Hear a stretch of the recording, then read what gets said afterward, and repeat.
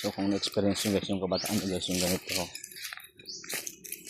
masaya guys yung naging kabataan nyo kung na-experience yung kalaro yung ganito, yung panang anakaw. Ayan guys. Shoo! Masaya guys naging kabataan nyo, bata na yung shout out dyan.